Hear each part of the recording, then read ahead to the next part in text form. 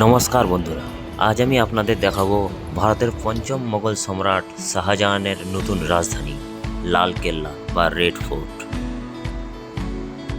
মোগল সম্রাট শাহজাহানের রাজধানী ছিল তখন আগ্রা, কিন্তু এই আগ্রা থেকে পুরো ভারত সামলানো প্রায় অসম্ভব হয়ে উঠেছিল। তাই আগ্রা থেকে দিল্লিতে স্থানান্তর করার সিদ্ধান্ত নেওয়ার সময় এই দুর্গটি তৈরি করেছিলেন। 1638 খ্রিস্টাব্দে সম্রাট শাহজাহান সুবিশাল এই কেল্লাটি নির্মাণ কাজ শুরু করেন। শেষ হয় 1848 সালে।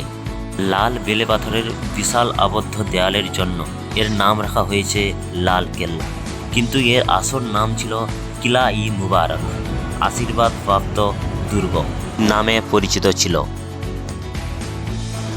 এই যে কেল্লার চারপাশে এই যে নালার মতো দেখতে পাচ্ছেন, এখানে আগে জল থাকতো, আর জলের মধ্যে কুমির ছাড়া থাকতো, কেননা বাইরের শত্রু আক্রমণের হাত থেকে বাঁচার জন্য।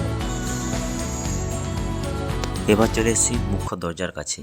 কেল্লার মূলত দুটি দরজা, দিল্লি দরজা, অপরটি হলো লাহোর গেট। দিল্লি দরজা সাধারণ মানুষের জন্য কোনোদিন খোলা হতো না, কেবলমাত্র লাহোর দরজা দিয়ে সাধারণ মানুষ কেল্লার ভিতরে যাতায়াত করতে পারত।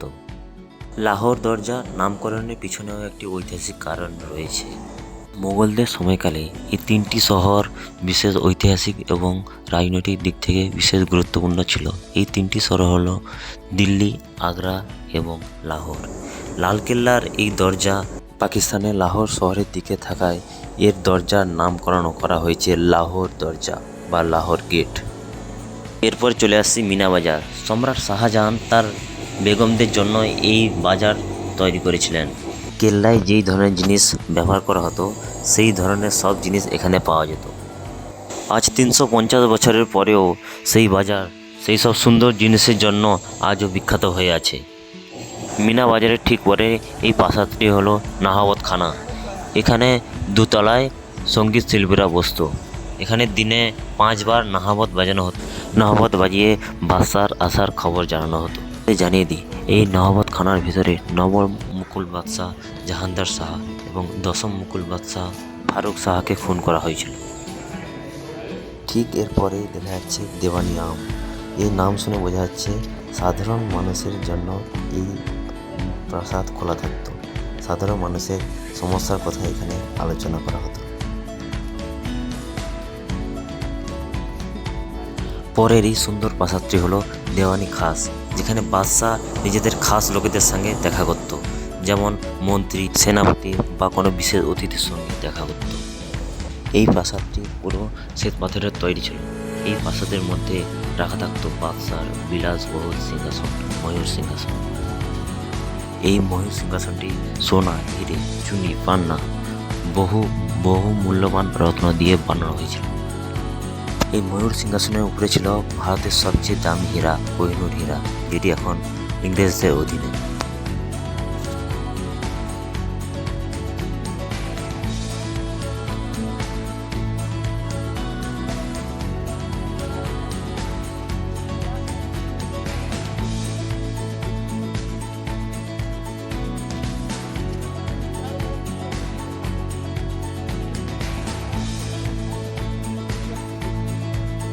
বন্ধুরা, লাল কেল্লা দেওয়ানি খাস সবচেয়ে সুন্দর প্রাসাদ ছিল।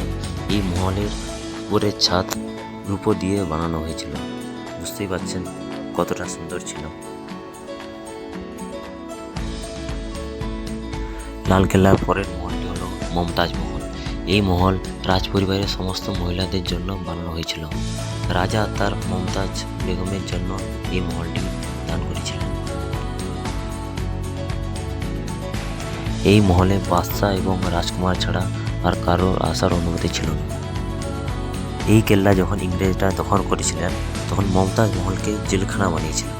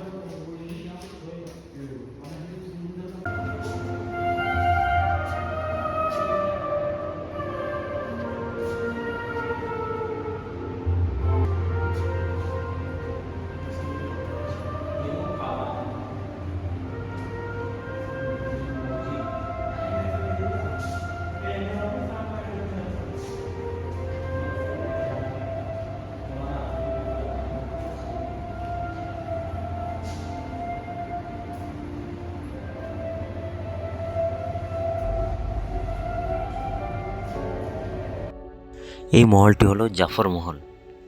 1842 সালে শেখ জাফর এই মহলটি তৈরি করেছিলেন। লাল কেল্লার ভিতরে মুঘল সম্রাটদের বানানো শেষ মহল ছিল জাফর মহল। এই কেল্লার মধ্যে ইংরেজরা বাদশাহ জাফরকে অত্যাচার করেছিল। নিজের কেল্লার মধ্যে মাথা নত করে দাঁড়াতে হয়েছিল ইংরেজদের সামনে। ইংরেজদের বিরুদ্ধে চক্রান্ত করার অভিযোগে বাহাদুর শাহ জাফরকে হিন্দুস্তান থেকে তাড়িয়ে রেঙ্গুনে পাঠিয়ে দেওয়া হয়েছিল, আর সেখানেই তিনি শেষ নিঃশ্বাস ত্যাগ করেন। বন্ধুরা, এই লাল কেল্লা মুঘল সাম্রাজ্যে উন্নতির সূর্য যেমন উঠতে দেখেছে, অন্যদিকে সেই সূর্যকে তেমন অস্ত্র যেতেও দেখেছে। তৈরি হওয়ার পর থেকে এই লাল কেল্লা না জানি কত শত ঘটনার সাক্ষী হয়ে আছে। লাল কেল্লা শুধু মোগলদেরই নয়, বরং ভারতের স্বাধীনতা আন্দোলনেরও সাক্ষী।